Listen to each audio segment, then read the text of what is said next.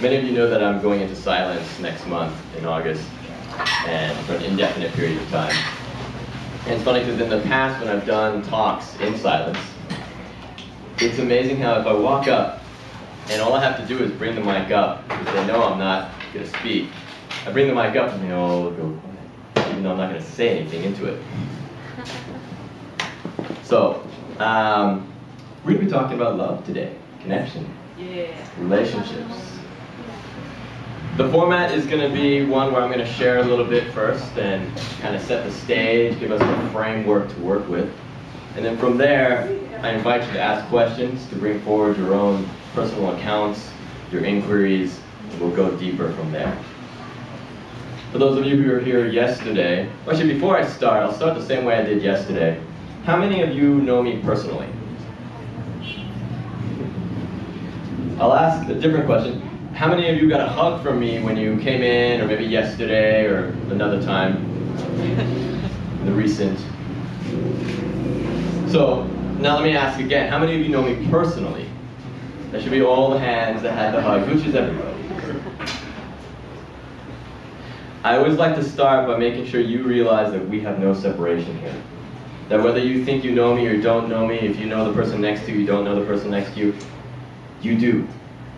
We're connected. We were connected way before we came into this room. You'll be connected as you leave the room.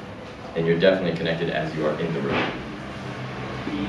The topic is love, but we're actually going to talk a lot about connection first because I think there's a foundation that has to be laid. So yesterday I talked a little bit about reality and the questions we can have about reality and how we can move from this illusion, this maya, this way of seeing things just from our own personal reality and starting to see what's really there in that moment. And it happens from the questions that we ask and the curiosity that we bring to the moment. And what I said yesterday is that when you do this, when you start to strip away all the distractions, you start to strip away all the conditioning that you've had, all the knowledge and facts that kind of filled your mental sphere and your perspective of reality, you take that all away and what you're left with is beauty, is grace, is love. But not so much in the same way that we traditionally see these things. When I speak of beauty, I'm speaking of beauty from what its root meaning is. Beauty comes from the word bounty. Bounty is to give, or the essence of giving. Something that is beautiful is full of that essence of giving. And when you have something that's just giving, the immediate complement or result from that is gratitude, which is grace. And so you have this beauty that presents itself, and suddenly from that beauty you get this overwhelming sense of grace. And that grace, of course, is coming out of this foundation of love. So before I really delve deep into love, because we have so many definitions, so many ways that we can look at this, what I want you to do is mentally go ahead and take all the facts, all the knowledge, every idea, thought, or precept that you have about love, make it into a little ball and tuck it into your pocket. What I want to do today is I want us to go into an experience of love. So this is to be more than a talk. This is going to be an exploration and a journey where we're going to question in our own selves what it feels like to be in that sense of love. What it feels like to have that connection and to realize that it's always there.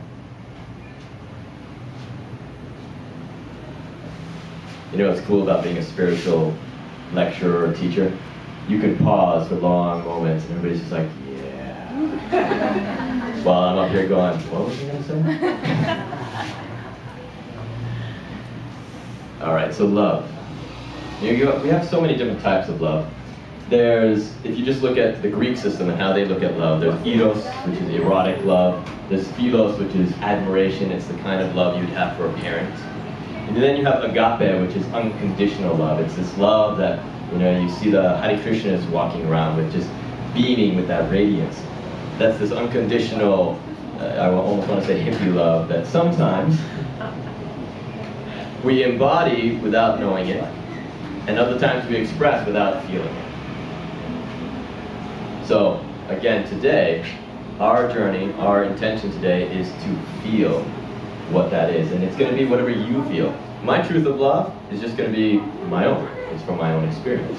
So So as I speak, if something sparks something, take it, go down that rabbit hole and start to feel what it is that grows within you. So I imagine that the spot we're going to focus on a lot is going to be between philos and agape. This admiration kind of love and this unconditional kind of love. And that's where relationship falls. Relationship, again, we have to go back to connection first. We have to understand what it means that we are already connected. If you understand that, then relationship becomes simply an expression of that connection. So, take the basics, right? Forget the word love. There's too much emphasis and weight on it already. And just think about the fact that right now in this room, other than just the air that we're breathing, the actual molecules, the vibration, we're affecting each other, right? In some way. Every single particle of this room is connected and is vibrating and is creating a little resonance inside of you. And as that resonance starts to grow and your sensitivity grows, you start to feel the subtlety of connection.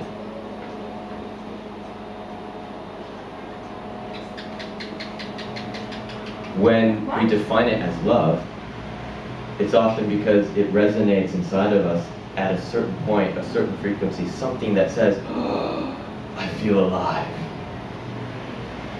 Something gets touched and we don't know why, and we assume, we project that it was the other person that gave it to us. When really all they did was come in and resonate at that same place, and so we started to feel it inside of ourselves. Have any of you ever heard of sympathetic resonance? So sympathetic resonance is essentially this idea that if you have one thing going at a certain frequency and something else near it, it's going to start to vibrate at the same frequency. If you take two violins and you start to play one on a certain string, all of a sudden the other violin that's next to it will just start to vibrate on that string. This is sympathetic resonance. The same thing happens when, let's say you're sitting in a library alone and somebody comes in, they've got this big happy grin on their face, or maybe even you just pass them on the street. What happens to you? You start to smile also. Normally because you're thinking crazy. You've been smoking something. Whether it goes into your mind or not, there's an immediate vibration that happens that you go, oh, yeah, I feel that too. So now take that into this heavyweight word of love and simply see it as this resonance between us. This way that we get to relate. And because it's a resonance, because it's not a possession that we're exchanging, that's the thing. Everybody thinks that you give and receive love. I'm going to just put it out there, and again, this is just my truth. Take it for what you want and dive into it. Love cannot be given or exchanged. It cannot be given, cannot be received. It can be felt. It can be recognized. As soon as it's a possession, it's something that you can lose, and that's when all the fear comes in. That's when you start to hesitate in your relations with people. Because all of a sudden, you have something precious, and you're like, okay, I'm going to give you a little bit. No, give it back. And we start playing these games, right, back and forth. And we start also developing roles around it. This is somewhat what I talked about yesterday. The roles are there because we desperately want to connect with the other. We're like, okay, well, I don't want to just give them this love of mine, so I'm going to develop a role, some facade that says, oh yes, there's a reason now and a purpose that I'm supposed to give you something. Whether that be girlfriend, boyfriend, friendship, family, all these things. When the whole time you were connected already, you already were in a space of love. All you have to do is recognize it.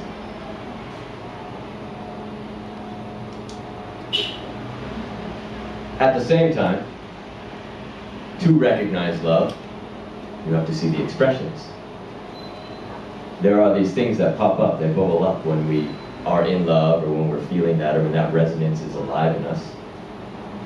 It may just be our own zeal and our own smiles and the brightness in our eyes, and other times it's words, other times it's gestures. These are all just expressions of it. And if we come back to what I said earlier, that the things that are real in life are beauty, grace, from the foundation of love. So beauty and grace get to be the expressions. When we give to somebody, whether it be in those words, those gestures, or maybe a hug, that's love. And also when we, because giving has its polar opposite of taking, when we take, that's also love. That's going to be controversial. Because here's the thing, we're still connecting, and if I'm defining love right now as connection, it's neutral. It doesn't have a negative or positive. It's not something that I'm yearning for or not yearning for. It simply is what's there always.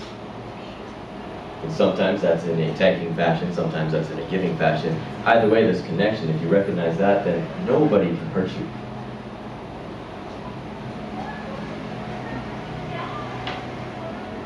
I had this interesting experience a number of years ago where I was sitting with a friend of mine, this beautiful Italian woman, and we're sitting over a bowl of acai, as would a good yogi.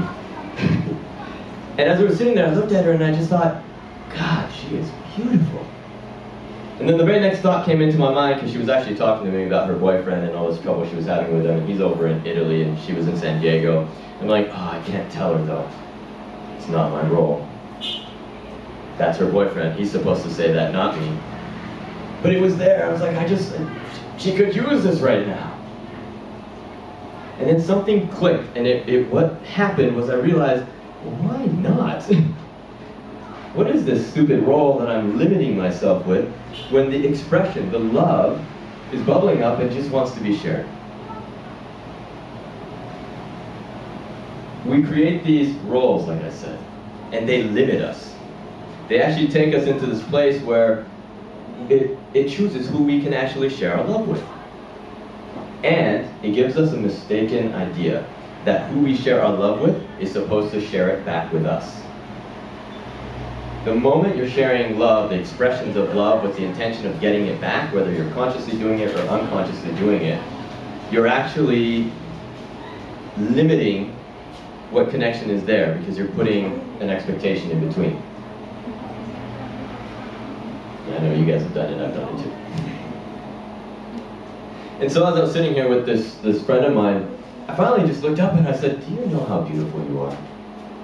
And like I said, she was in the middle of complaining about her boyfriend, and she just stops, and a smile occurs, and she just says, thank you, gratitude. And we both feel this spark inside. Love. And it doesn't have to be a love of, okay, now we're together and he's out. No, it's, wow, I just got to share something by seeing it inside of you and then you seeing it inside of me. That's beautiful. I also started to realize, because of that, when I looked at the bigger picture of that scenario, so her boyfriend back in Italy, he used to give these massive parties, and he would invest all of his heart, all of his love into these parties, where he shared it with all these other people. And she would invest all of her heart into him, and here I was getting to now fill her heart. Do you see how there is this sequence of connection? In the moment we say, no, just you and me, we're a pair, we love each other, nobody else is supposed to enter this kind of relationship, how much we are now limiting it. If you think of it almost like you take a box and you put a bunch of energy in it and you start shaking the box around, that box is going to explode sooner or later. That's kind of what happens in our relationships, isn't it? We sit there and we start just focusing it on each other, and what I believe is that when two people come together, they create the energy not of two, but of maybe 2.5, 2 3/4, something like that. If you're into sacred geometry and numbers, I would say it's exactly the phi ratio. It's like 3.127. 1 point, thank you, 1.67? Yeah. And that gets to be shared outside of that pairing. So that then you end up having 2 people creates the energy for 3. 3 people creates the energy for 5. 5 people creates the energy for 8. This is called the Fibonacci sequence. It's also in sacred numerology. And it creates this spiral. Have you ever felt like you were spiraling out of control when you were in love?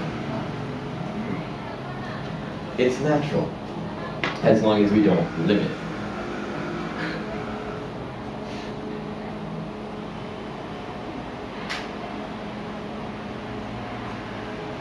I was in a grad level class once on this guy named Krishnamurti, and he's great at asking questions.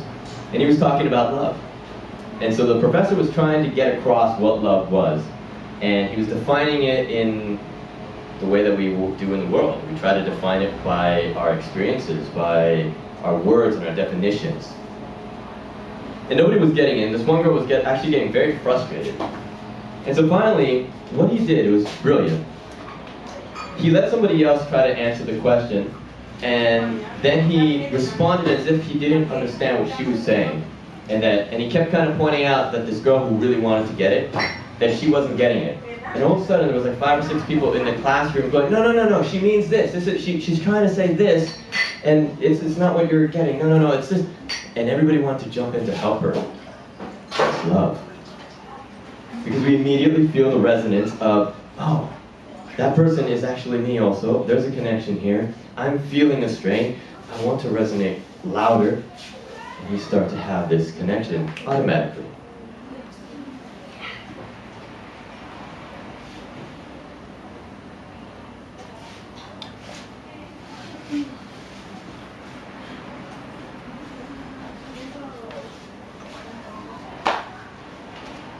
We're going to pause there for a moment. I'm going to open it up to questions. There's more that I can share, but for now I want to see where you guys are at.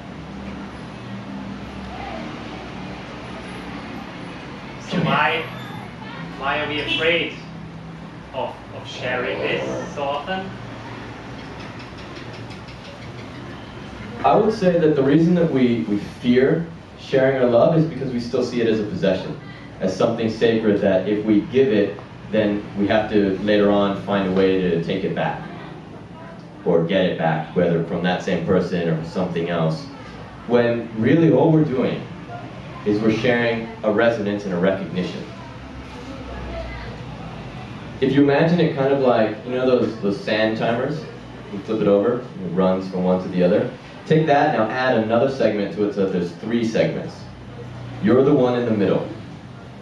As much as you give, you receive automatically. You're never empty, you're never depleted. When you share love 100%, you get it 100%. But the problem is what we do, because we protect and we say, okay, I'm going to go into this cautiously. I like this person, but I don't know how much I like them. So I'm going to give them this much love. And I'm going to hold this over here. So now we've actually created a little empty space in our little section. But because we're holding tight, we're not allowing anything else to come in. This doesn't work. Eventually, between 2 people, you're giving just a little, and you have nothing at the end. There's this theory that I have that I call it bump a charge.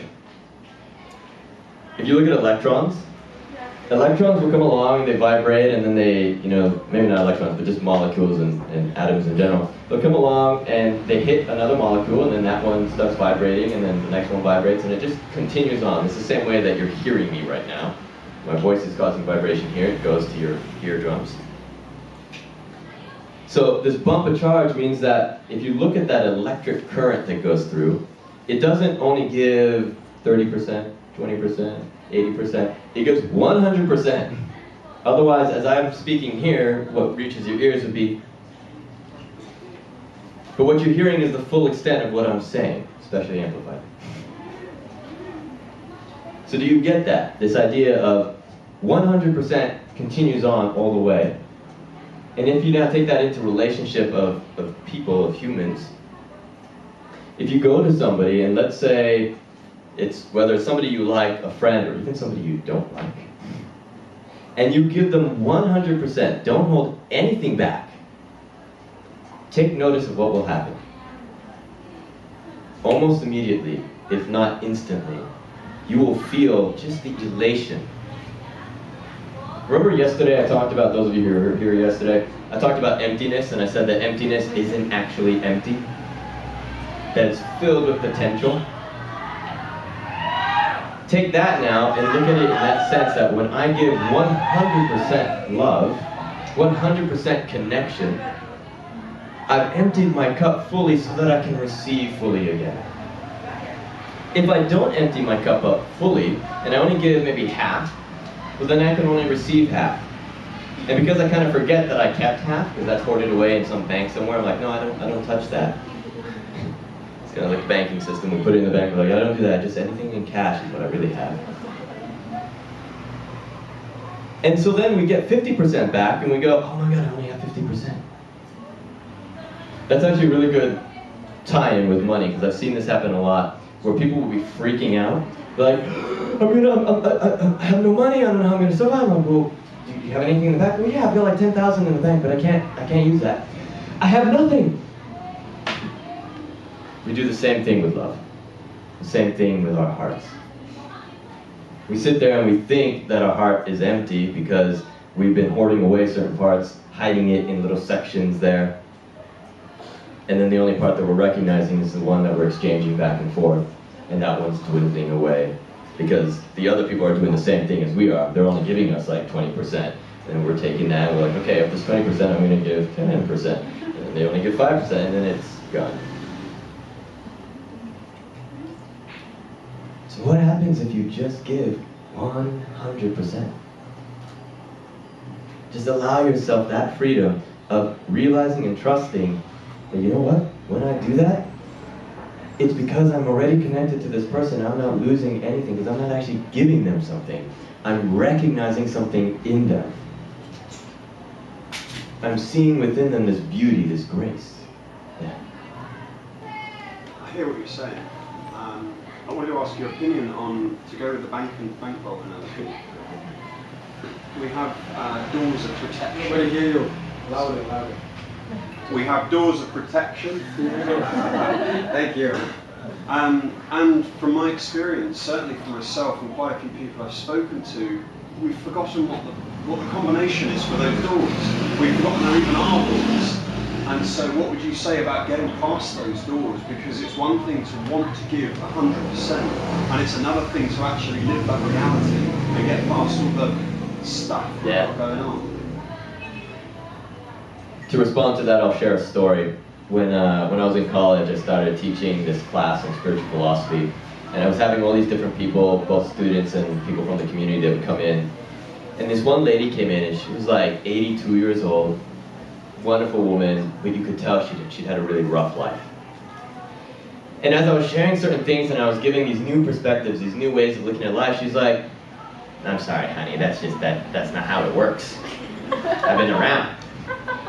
And I said to her, well, are you sure? Have you ever looked from a different perspective? She's like, I have seen them all. That's not how it works. So I said, okay, will you come up here and I want to try something.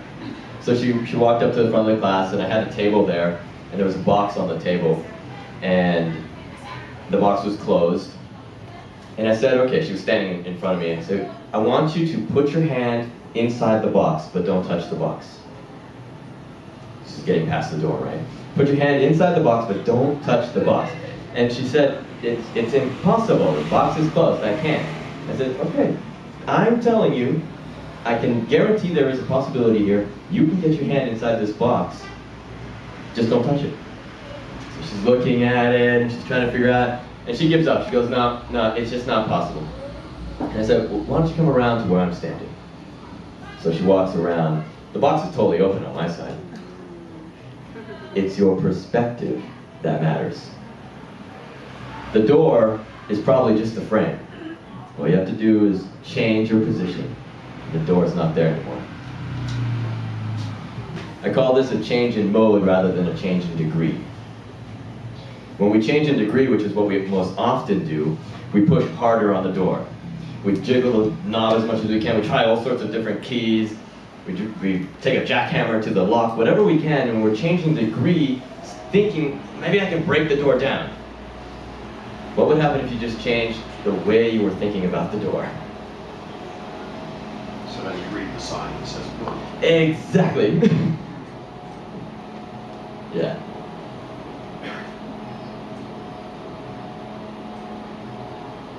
Back to the first question that why we are afraid sometimes to share love. I had an experience last week where I went to, I've basically been like you in silence the last couple of weeks, but I went to Christian meditation out to the beach area, and was this guy with this weird instrument. At the end, he showed me how to play the instrument, and we connected, and we started talking, and at the end, the guy said, wow, that's really nice to meet you, you're such a beautiful person. And I said, wow, why didn't I open to say that to him? Because he was the one sharing the instrument, and so I saw sometimes like my fear to come from my true self, because you don't know how the other person is going to take it from the place where I'm saying it. And it was like such a refreshing surprise to see that share. You know, because of these roles that we put up in front of ourselves, like I said, it creates a separation, it creates this layer that we have to get past. Yet that kind of stuff, that feeling, that resonance, it's matching in both people. And if you speak from that place, it'll speak to that part of the person. And so their facade, their role, won't even hear the rest of it. They'll just suddenly be like, oh, thank you.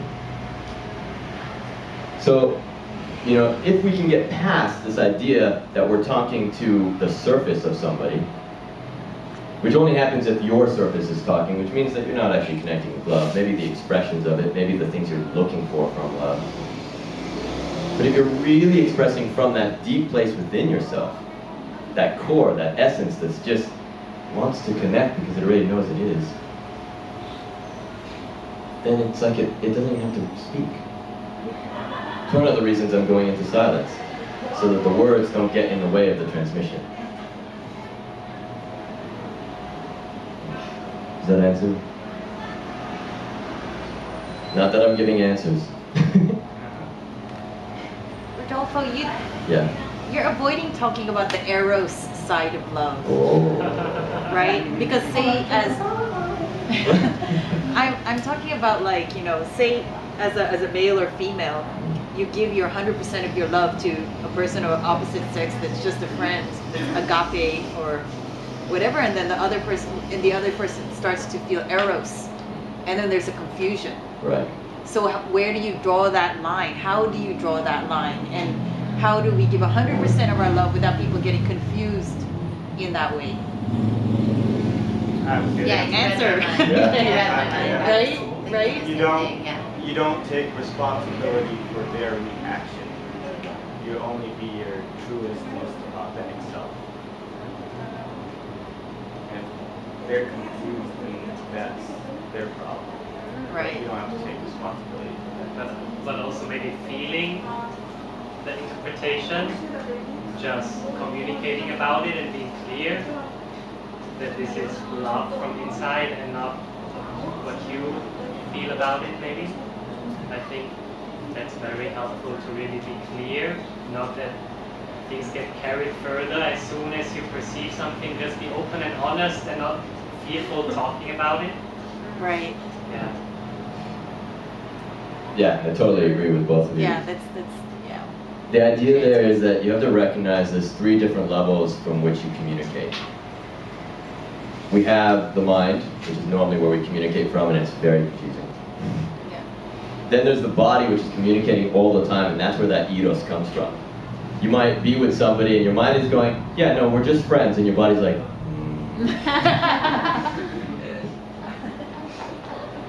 and your mind is still saying, yeah, we're just friends, you're laying in bed with them. And then in the morning you're like, we're still friends, right? So there's a disconnect that's going on there, and then there's even another level, which I would call the spirit, or just that level where you're already connected. Nothing even has to be exchanged, but you just get to recognize each other. So if you, like they're saying, take away what their responsibility is, that's not up to you. But come into your own, what's your ability to respond, and look and go, okay, what do I really want? And is my body wanting this? Is my spirit wanting this? Is my mind wanting this? Which one wants it, and can I align them? That's the problem. They're not aligned most of the time. Yeah. Yeah. Be willing to ask each other and yourself what you're really looking for. Rather than just jumping straight into, yeah, no, this is what I want. Because half the time, especially if you can notice this when you do that, when you jump in and you get what you want, and then you're like, that wasn't it. It's really simple. Your true intention is going to be the thing that this moment is asking for as a balance. Glad that came. It's whatever this moment is. If we take ourselves out of identity, out of this sense of, oh, myself needs something, yearns something, desires something, and instead just go, no, I am a factor and a variable in this balanced equation of this moment.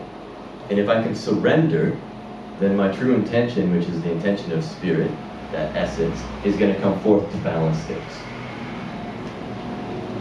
Does that make sense? Yeah, we can't tamper. What's that? We can't tamper with love. No.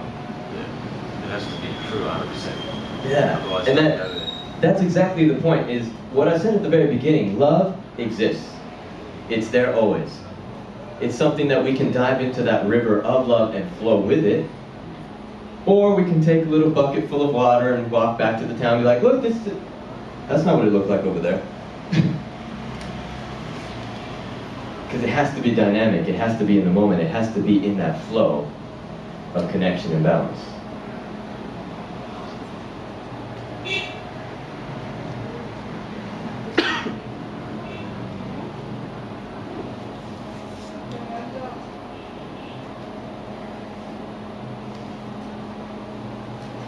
Kind of coming to that idea of the intention and seeing what we want in ourselves.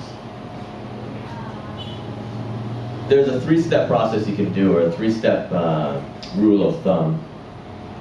Awareness, acceptance, choice.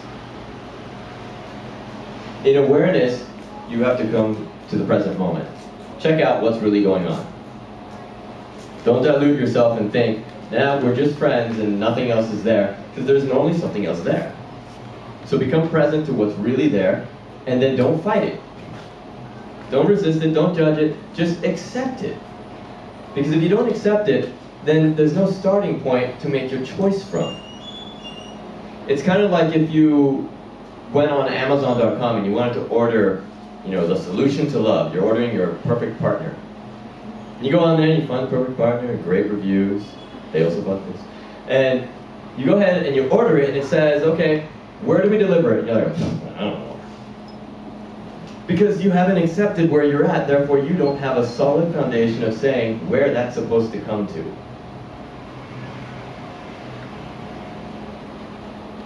So awareness, figure out what's going on. Acceptance, be okay with where you're at. And then make a choice, empowered choice from there. And that's when communication comes in. So I guess really knowing the intention is getting the judgments out of the way. Because normally it's the judgment that tells us, oh, but I really shouldn't want that. Oh, but maybe that's not my role, maybe that's this, that. All these things that come in as the judgments. Because we're comparing. We're comparing against things we've been told. We're comparing against things that society has said. But what is the moment asking for? That's what's important. Another rule of thumb, I call it the 3-second rule. Once you figure out what the moment wants, act on it within 3 seconds. Because in even less than that time, the moment has changed. The balance is different. You guys may have experienced this before, or maybe you had that moment to say that one thing to that special someone, or maybe somebody you were interested in, you were trying to pick them up at a cafe, and you don't do it, because you get scared, you get nervous, something happens, you judge yourself. And then the next time you see them, you're like, okay, I'm taking time, I built the confidence, and you rush in there, and the moment's just not right anymore. Then it's awkward.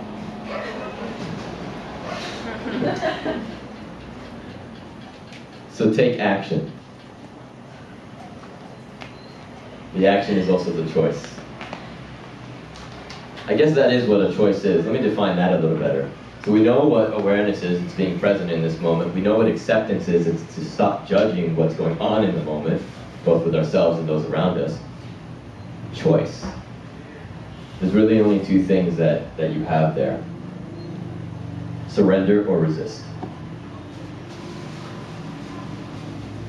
The moment is going to move you one way or the other. Surrender, so much easier. Resist, you're going to go on a little detour, you're going to take a ride, you'll learn some stuff. And almost inevitably, you always end up back on the same path, learning the same lesson again. So choice is really just about that. Can you just surrender and let go? I'll take that into more of a practical thing here. We've probably all had this situation where we've been in a relationship and it's reached its end. But we don't want to let go. We're afraid. Maybe we're afraid because they've brought something into our life that we think is contingent on them being in the life. Maybe we're afraid because we don't want them to think that it didn't count, all that had happened. There's all sorts of different fears that can come up. Surrender is to simply say, well, but this is where we're at now. Can we accept it, and can we choose something different? I recently had a great revelation where out of a relationship, I was trying to figure out, why am I having so much trouble letting go? I already know I don't want to be in this relationship as a partnership, but for some reason, I can't let go of what's going on. And when I looked deeper into it, I thought, my ego came up and was like, oh, I don't want her to think that I didn't care, and that I don't still care, because I do. And then I went deeper and I was like, oh, actually, I want to know that she still cares.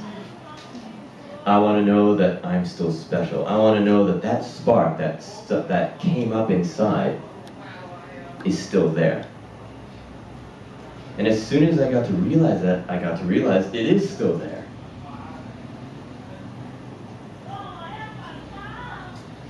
If we can start to recognize what I was saying earlier, that our cup is never empty, but rather is always full with potential,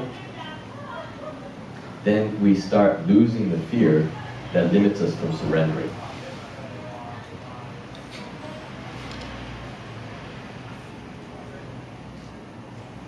Another thing that happens in relationships, this other person is catalyzing that feeling of love inside of you. Again, I'm making it very distinct that it's something inside of you that's being activated, not something that's being given. So that starts to get catalyzed, and so a little part of your heart starts to create a reservoir of worthiness, a reservoir of this love. And there's a sense that that love came from that other person. And so when things start to go bad, you struggle to let go, not just because you don't want to leave the situation, but because you're like, no, I've got this stuff that's yours. It's like as if they left something at your house. I've got this stuff that's yours, and I need to give it back to you. Just let me give it back to you so I can have closure. Love is not being given or taken. It's just something that was activated in you. It's yours. Keep it. And activate it in other people then.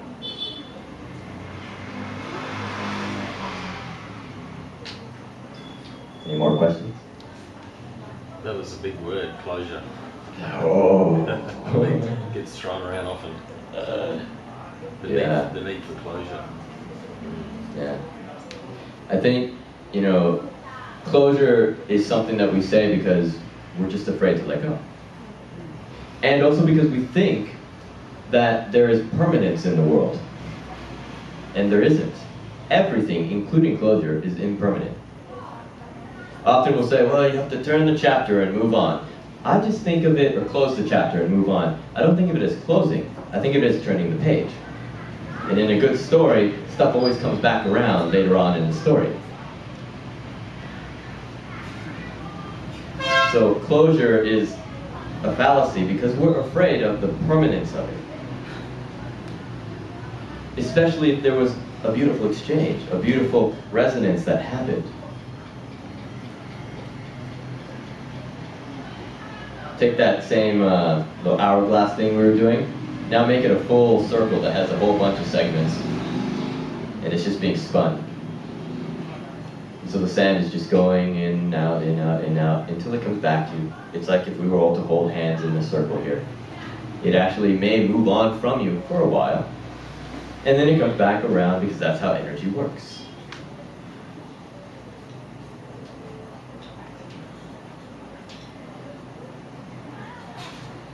What else is on your mind? How Yeah, about art. this, the old cliche of you cannot love anything or anybody until you love yourself? I don't know if it's true that until you love yourself, but what I believe is that you cannot recognize love until it comes up in yourself. And so it may not be that you go about it in that sequence of, oh, there it is, I found it. Yes, I love myself. Oh, and I love you and you and you. That happens sometimes. But sometimes it's because somebody comes along and just says something to you with that resonance, with that sincerity, with that genuine point of core essence, and then it sparks that love in you, and you go, oh, I didn't know I could feel that. Another way that's a little more subtle and kind of subliminal, and I kind of like this, the trick that you can do to your mind. If you're feeling like you're not, that you have nothing to give anymore, then go and, or maybe that people aren't loving you, and so you're drained, you're exhausted from not having love, go and just share some love with somebody. Maybe it's to compliment them on something. Maybe it's to just recognize the beauty in them, to be grateful for something. And the moment you do that, you're going to have to realize that you had something there to give, even though you're not really giving it, something to recognize. I have the impression that I can share this, recognizing the beauty in someone, only when I'm really enough whole in myself, in the sense that if I don't feel it whole in myself, then when I share it, it's like I want something from the other one, and it's tricky. This moment. Twist? Twisted. Oh, twisted. Yeah. As long as you believe that something's being exchanged, it gets really complicated. If you think you're giving something or receiving something, that's when it gets complicated. If you can really recognize that all you're doing is activating that within another and then they're activating it within you, nothing is being exchanged. Because in truth, see, here's the ultimate big reality around it. None of us are separate from one another. We are connected. We're the same thing. And I say that kind of, very abstractly, but just come down to the practical level of it. If we just look at the molecules, like if you look at a stone and then you look at the mountain is just a lot of stones that came together. We're the same way. We're just a bunch of molecules and particles that chose to come together. They surrendered to the moment's balance. That's what I was saying. Choosing is really surrendering for resistance. They chose to surrender, and therefore your form came about. And then maybe somebody, a partner, or somebody else special to you, same thing. But you're coming from the same particles. You're coming from the same place. I'll describe it a different way because I see confused looks and I'm getting myself confused. Imagine we're in the ocean. Each of us is a droplet. And as that droplet, you are the ocean and you're the droplet and you're one and individual at the same time. And then you start having thoughts, and those thoughts are kind of like little bubbles of friction that start to go all around the surface of your dropletness. And as that droplet starts to get all these bubbles, it starts not seeing quite what's really out there. And instead, because these bubbles are reflective, all you see is the reflection of yourself. This is how we go about life, right? We see the reflections in others. But in between that, in between those bubbles, as they're moving all around the surface of yourself, there's a gap. And that gap is consciousness. That gap is what I'm going to say is love. It's the connection, because there's still the ocean right there. That gap is not empty. Does that make sense? And what's the easiest way to get the bubbles to stop bubbling up? It's to stop resisting. It's the friction that creates the bubbles. Surrender. When the bubbles go away, the connection remains.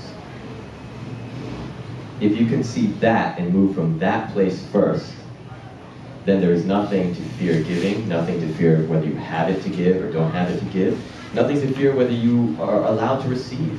That's the other part of this, right? We don't only fear giving. Actually, I think giving is the easier part of things.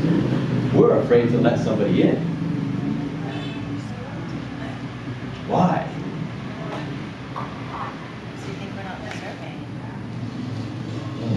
don't deserve it, and we're not worthy. Where does that come from?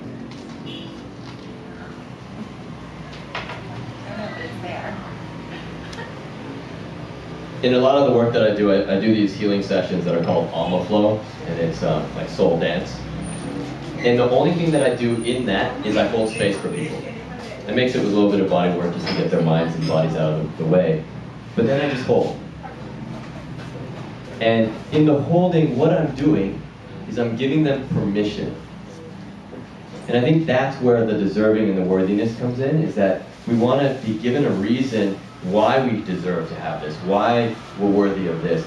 Because our ego is always trying to become, our ego is always trying to prove to itself that it should or could.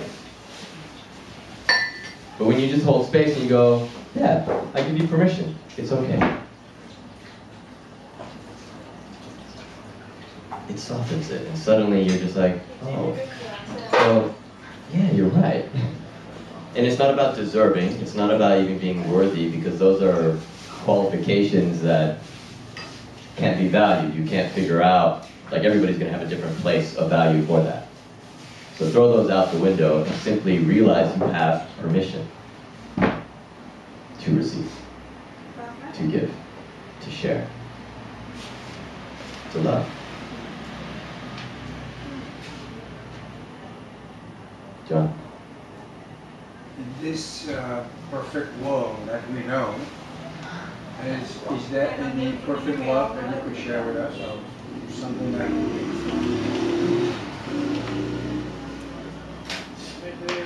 I don't know anything about it?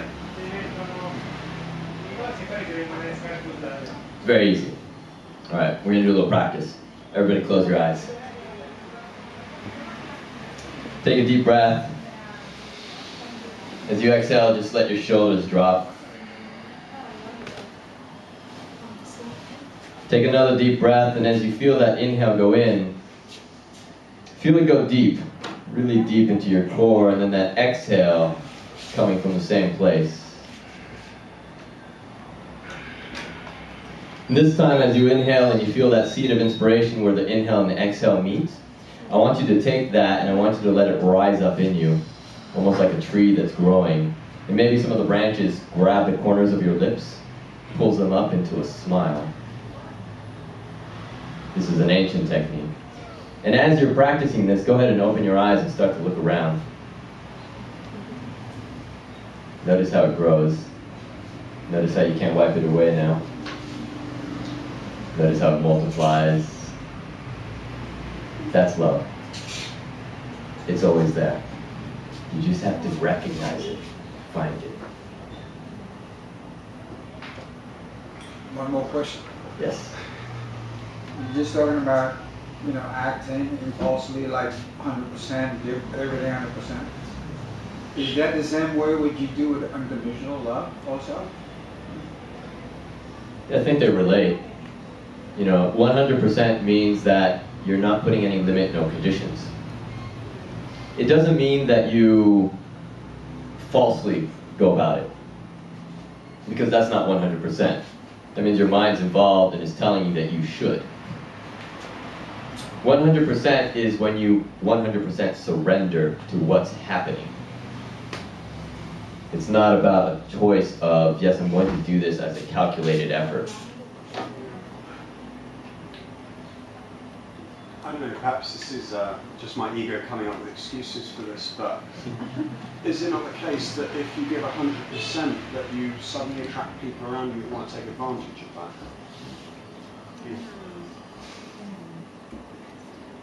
They can only take advantage if you think that you have emptied yourself of something, that you've actually given something. We have to tie together all these principles, this idea that you're not actually giving something of 100%. You're being 100% present, 100% accepting, and 100% choice of surrender. You haven't given anything. Therefore, if somebody comes along and takes from you, that is just a mental projection. So you've got three people coming along and saying, I want this, this, and this from you at the same time, and the choice of surrender, you don't do anything, you leave them to sort it out, or? Surrender isn't a mind choice. Feel what the moment is, so start with that first one. Awareness, find out what's really happening in this moment. accept it. Maybe the acceptance is, you know, maybe you've been overbooked and you don't have time or energy to do something, but you feel like you should. Well, the first thing is to become aware that that's the case. Second one is to accept, you know what, I don't have the energy right now to give that or to share that. And the choice is actually following that, like communicating, saying, I can't do that right now.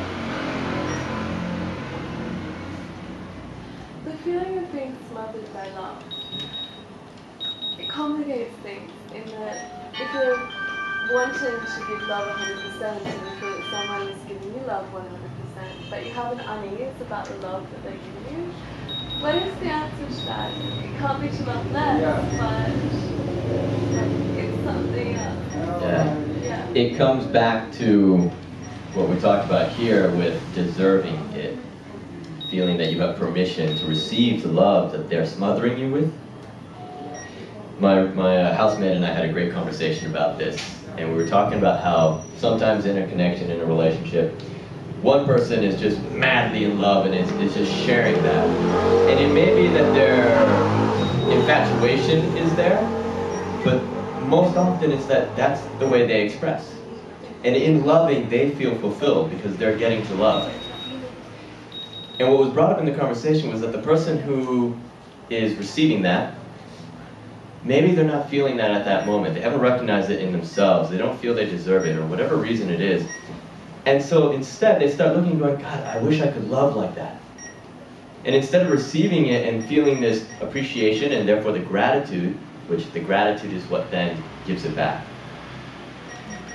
they get frustrated. They get jealous even of this other person who has the capability, the capacity to love the way that you might want to be loving in that moment. And so there's an agitation, frustration, and then it goes downhill. What if you go back to these ideas? So we have the awareness, acceptance, choice, and we also have the expressions of love. Love being the foundation, beauty, grace. When somebody is sharing that love with you, rather than taking it as, oh, this is too much, I can't take it in, I'm full, my cup is full, I'm overflowing, stop it. But instead you go, that is so beautiful. That they can share that way, that they can feel that they have the capacity even to feel it in themselves. The moment you look at it as beautiful, instead of something that you have to accept for yourself, then there's an immediate gratitude in it.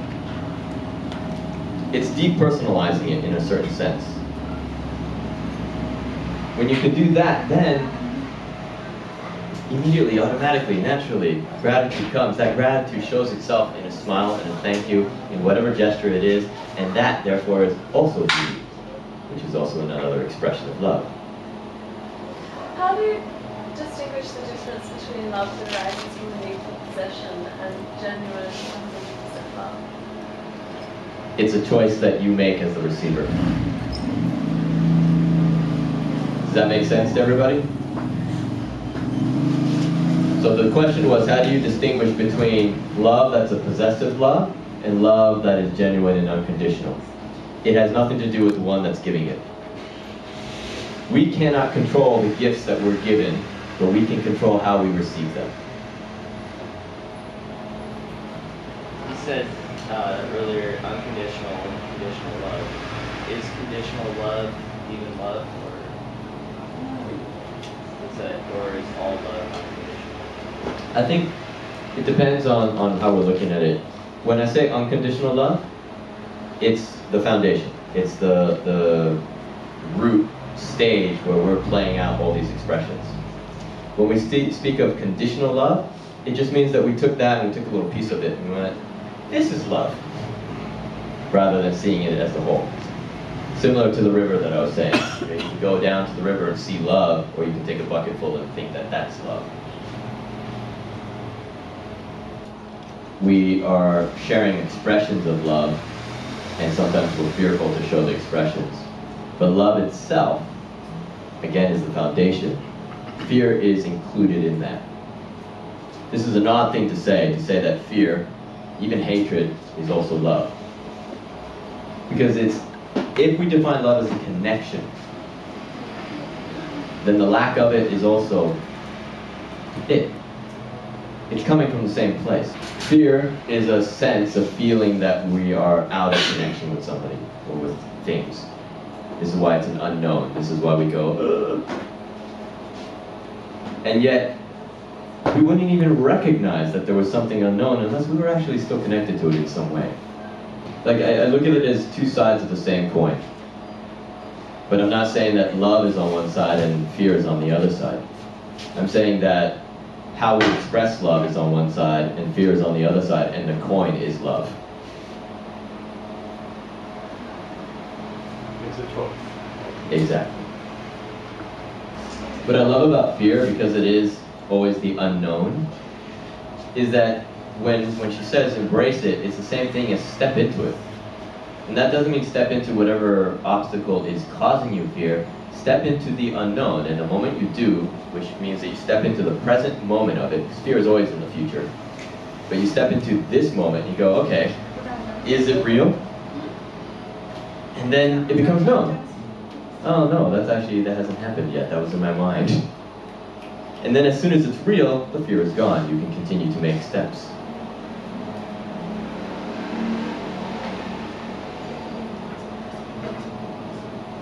What about, you know, if you're talking about this universal love that goes to everybody, like, what if your boyfriend loves everyone else? You know what I mean? And then it's like, how do you deal with that? You know, I know, I'm not talking about possessiveness, you know? I'm not talking about possessiveness. I'm talking about this, you know, he's giving 100% of his love to his friend here, his friend here, his friend here, and then it's like, how do you maintain this? Sacredness. Yes, sacredness is a good word for it, right? Not like exclusivity, but more like a sacredness between.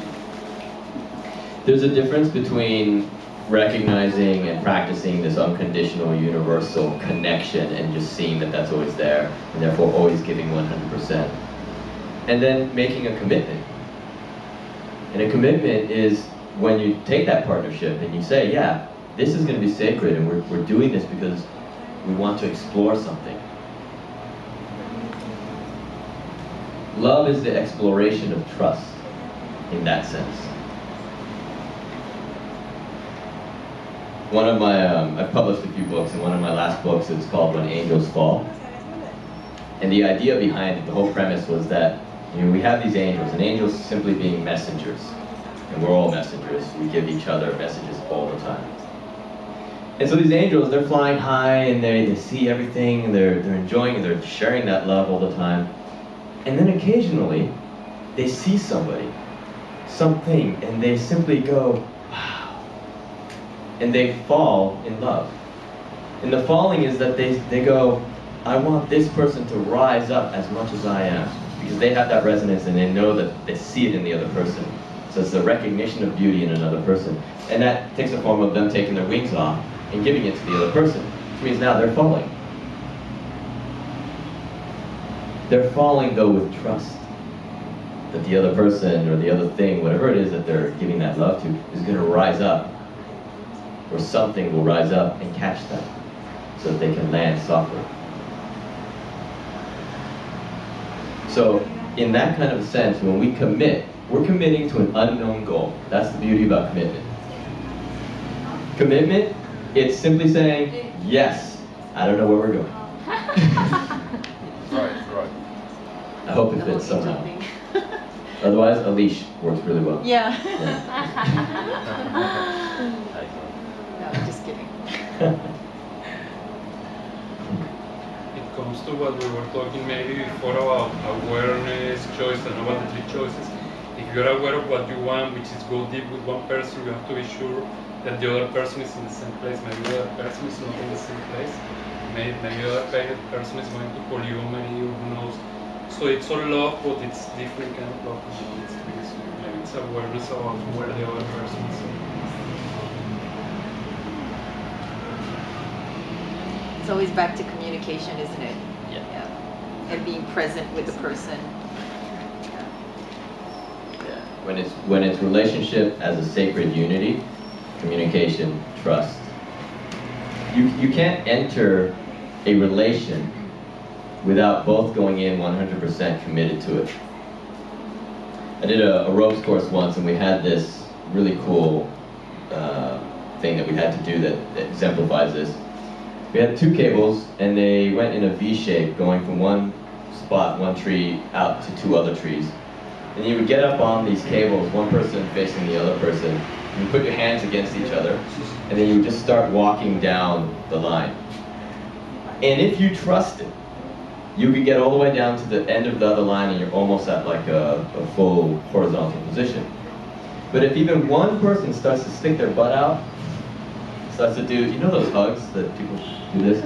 I hate those. If they start to do that, which means that they're only half committed, then you fall.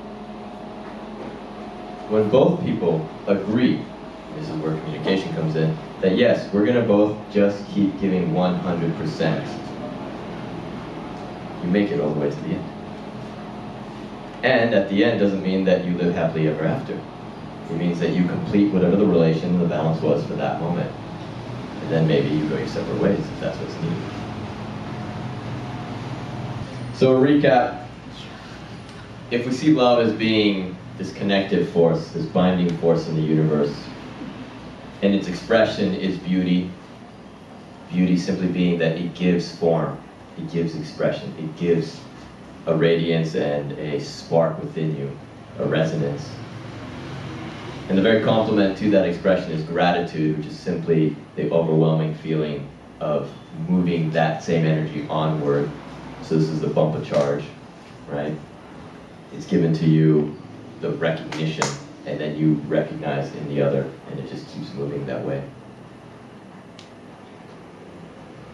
And as long as we are aware in this moment what this moment needs as balance, and we accept our part in it, even if it's not what our mind has calculated, because the mind always calculates in the future, right? Sometimes something has to happen now for what you want in the future. And then that balance is reached, and because that balance is reached, you now have the opportunity to make a choice. When I say surrender in the choice, it doesn't mean that you don't have control or any volition as to where you're going. It means that you're in the river, this river that we're calling love. You're floating along, you're in a nice boat, and you have the choice of which way you turn the rudder, but not how fast, not how the current takes you, but simply setting your destination, and then let love, let the moment, let balance take you there, and trust in it. That's where I'll stop. Thank you.